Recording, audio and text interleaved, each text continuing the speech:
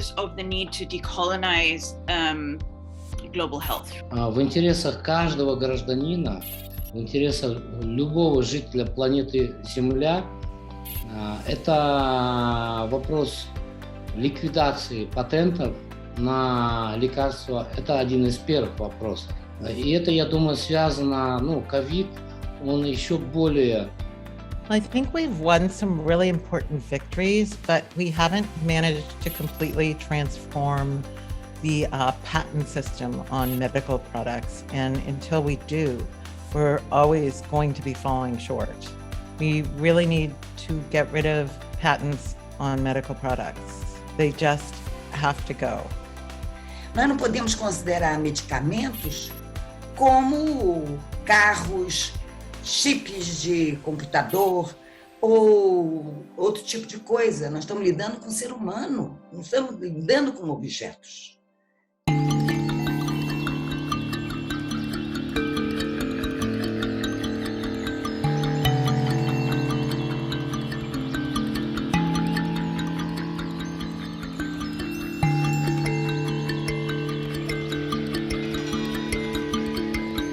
Na conferência virtual, teve várias falas que me empolgaram muito, principalmente as falas que colocavam o foco muito forte na questão das desigualdades, na questão dos apartheids, né, na questão da discriminação, na questão que levantava que é um novo neocolonialismo, entendeu?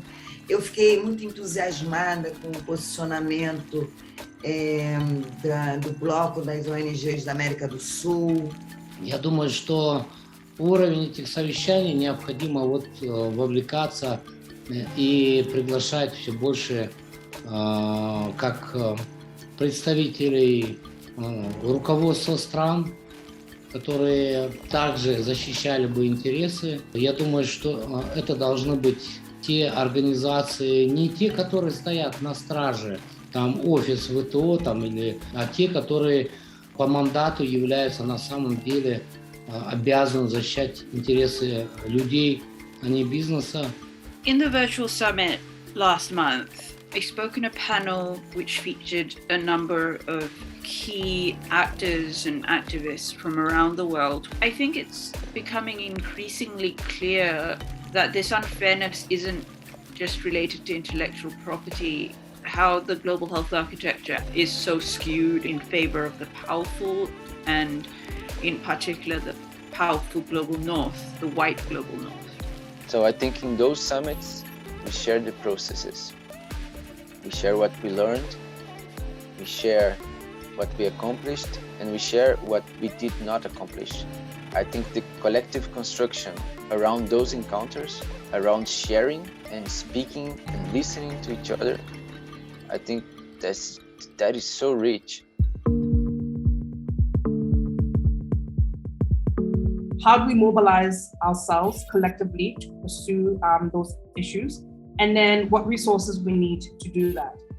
Sometimes it is developing materials, but sometimes it's just voice, which is something that struck me with the regional reports during the IP Summit, was that they were the same issues happening across the various regions. How can we bring all those issues together and say that this is not something that's only specific to Latin America and the Caribbean. This is not something that's only specific to Asia, but it's also happening in Europe. Eu defendo medicamentos como um bem público.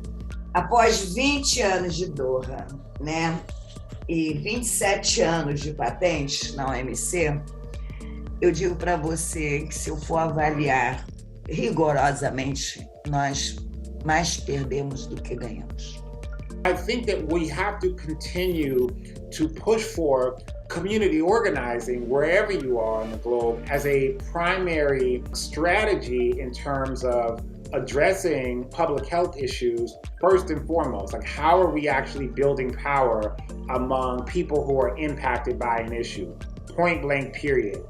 I think that probably for many people around the world, I would say in the last 20 years, things like Hurricane Katrina in Louisiana to the Black Lives Matter movement have helped show that, like, actually, despite this being a country of such great wealth, there's such great disparities in terms of the real life experiences of people everywhere. So I think it's important for us to sort of build across borders for those reasons.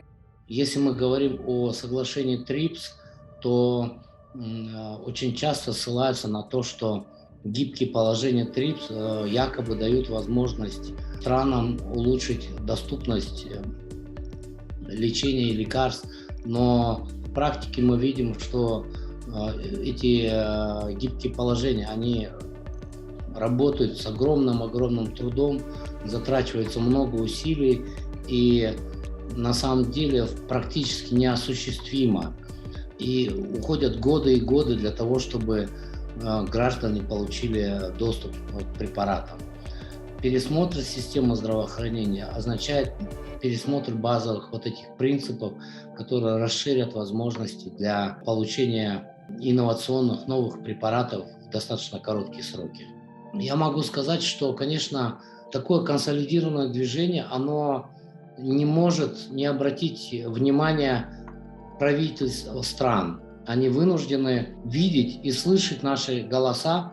И еще один момент, что такой объединенный громкий голос, он не может не влиять на фармацевтические компании. Я ратую за то, чтобы международное исчерпание прав касалось того, что если где-либо появился хотя бы генерик, то страны имели бы право уже от стран-производителей получать, от заводов-производителей получать эти препараты. Это второй момент. It's just really important and significant that there are so many regional initiatives now, because there's a real recognition that the global north isn't going to save Africa anymore. I think Africa, Asia, and South America need to get together and have a South-to-South summit to try to change the global north domination of public health, right? Because, it isn't going to work the way it's been working. Coloniality affects access to tools in multiple ways, whether it's from IP or supply or project design, deployment. All of these things in public health are affected by racism. And so I'm really glad that regional things are happening, but I think a bigger movement, a South-to-South movement, is necessary. It's been a debate that's going on forever on how can you reduce the corporate influence over governments. It's a very difficult question, but I believe that the answer lies in activism. The answer lies on mobilization. I think also the answer lies in connecting our struggle to the bigger political scenario without losing our independence. So we have to politicize the access to medicines movement to understand that there are political projects that are more open to the influence of pharmaceutical corporations. The access to medicines movement has to find ways to connect, for instance, with Black movements.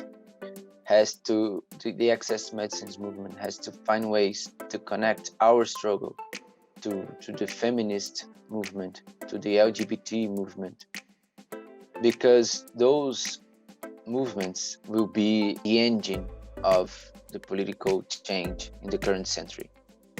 So either the access movement understands the impact that we can have, or we will be, left behind in terms of the construction of this very beautiful activism and political movements. They hire the best lawyer on earth that money can buy, but they fight for their job, they fight for their salary. They don't fight for their life. We fight for our life. So this is our strength. The more I know as a person who needs a service and who needs to access service, the more that I'm convinced that this is something that I need to do. There needs to be a structure that's built around creating a more differentiated service delivery models of care, where communities need to be empowered with the knowledge. They need to be given resources in order to do that. Where to from here? Definitely to understand our role inside bigger movements. It's not that we have to drop our activities in terms of our technical interventions, which are crucial and only ourselves can perform that.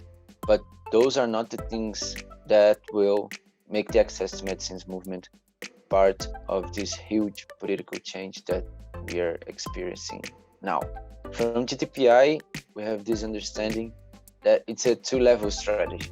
Where to from here is knowledge, building our knowledge, because without understanding the health issues, we won't know what to fight for. Where to from here? Hopefully we'll be able to meet in person. What's our short, medium, and long-term strategy? How does that work in middle-income countries, in low-income countries, in high-income countries? What can we coordinate? What do we need to work on separately at national level? What needs to be done at local level? Let's map out a strategy and pursue it. And let's put numbers, put targets, put measurable goals, and describe what the benefits will be of achieving those goals or targets, as well as what's going to happen if we don't. And be able to communicate that message clearly and directly and get more support from the general public. Find political leaders that are aligned with our goals and move this forward so we can live in a world where people don't die of curable and treatable conditions because they can't afford something that everyone should have.